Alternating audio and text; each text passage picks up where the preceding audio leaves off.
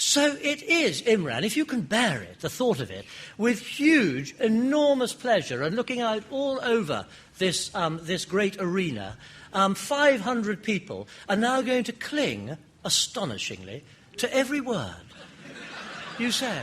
So can I introduce Imran Khan?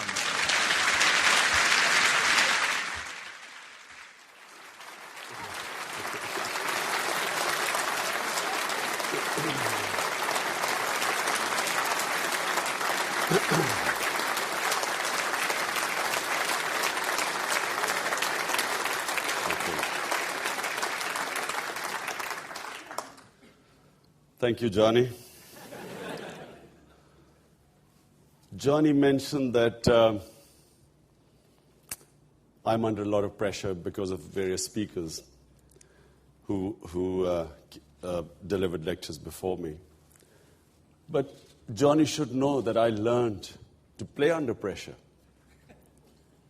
because he was my captain.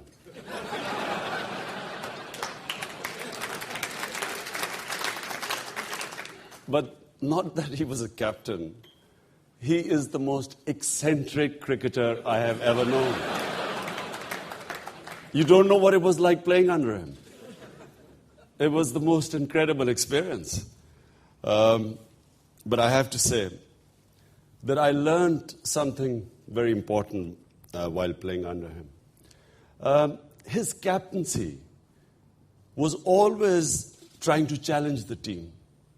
Before him, the county captains which I had met or played under always played to save the game. The priority was not to lose. Johnny was the first county cricket captain I played who played to win. Big difference. When you go into a game playing not to lose means a different strategy, different team selection. When you go into play to win, it's a completely different strategy, attitude, team selection. So that's one thing I have to say. And yes, learn to play under pressure under you, Johnny. Now, the spirit of the game. I think the first thing where I will differ with Johnny is about how, in order to keep up the spirit of the game, what is the most essential feature in it? In my opinion, it is fairness.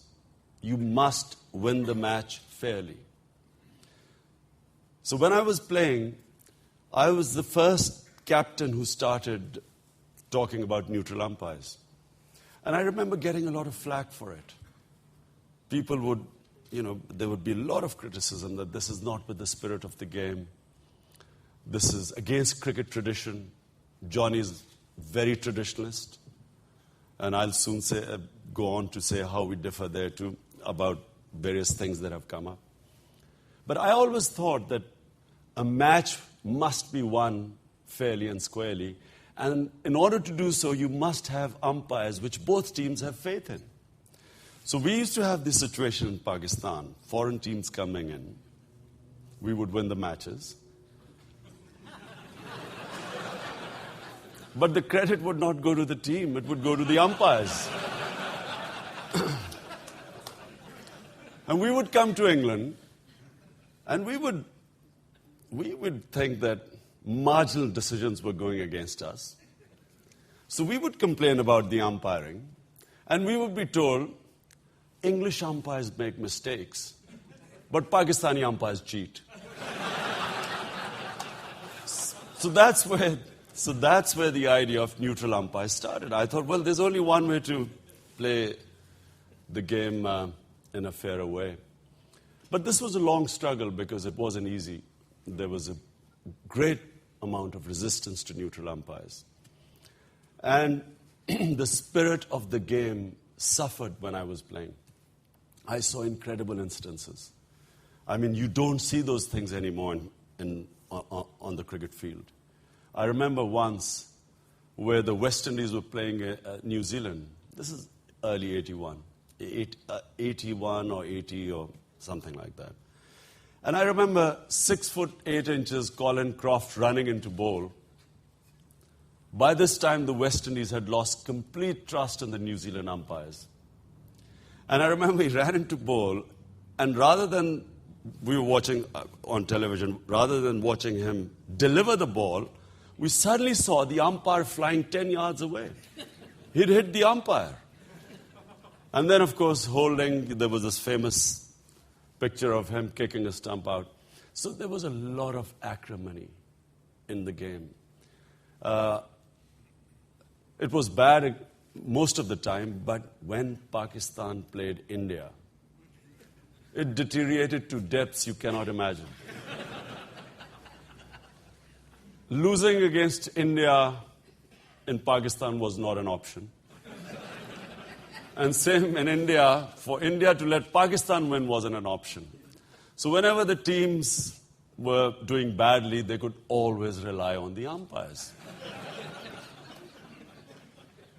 So Pakistan never won in India, India never won in Pakistan. Straight as that. Anyway, here was I led this tour to India in 1987. Indian preparing home conditions, wicket for their own spinners. So we had our strength in fast bowling. Now, first 4 matches, all drawn matches because the wickets were spinners, but they were so slow that there couldn't be any result. 5th test match, India produced in Bangalore one of the most spinning wickets I've ever seen. It was from day, we started off, we tried fast bowlers 1 over each, and then the spinners came along. And I have never seen a spinning wicket like that. Pakistan bowled out for 118. India bowled out for 140. Despite home umpires. Pakistan then give India set a total. All the team fights right down to the end, and we set India a total about 220, something like that. Now, India are losing wickets regularly as they are chasing this total. And we have a pack of fielders round the bat. Every over, there are a minimum of 3 appeals. And we reach a point where between us and the first ever series win in India is one man, Sunil Gavaskar. He's now playing this incredible innings, and our fielders think they've got him out at least 3 times by then. But anyway, the trust between our team and the Indian umpires had completely broken down. So now imagine this scenario. Here's this match. I'm now imagining in my mind the next day headlines, Pakistan team win the first ever test series in India. I'm already picturing the glory. But as this Sunil Gavaskar's batting is making them creep nearer and nearer the total, I'm watching the faces of the pack round the bat.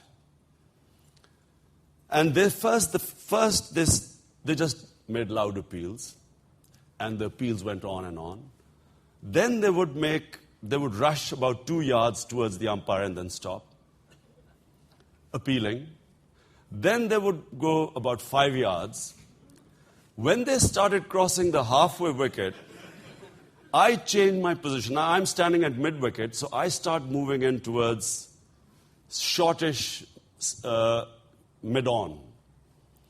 I had seized, now I'm no longer thinking. As they are now rushing towards the umpire, led by none other than Javed Miandad. And I can tell you, I still remember the expression on his face when he was charging towards the umpire, led by the pack. I would imagine, that's what a suicide bomber must look like before he explodes himself. When they reached 3/4, there was only 3-4 yards left between them and the umpire. I then had to make a rush in between and stop these fielders from attacking the umpire. Now my mind now had changed. From now envisaging the next day's headline of first ever series win, my mind now, I seriously started thinking, Indian umpire murdered on a cricket field. In the first ever act of cross-border terrorism.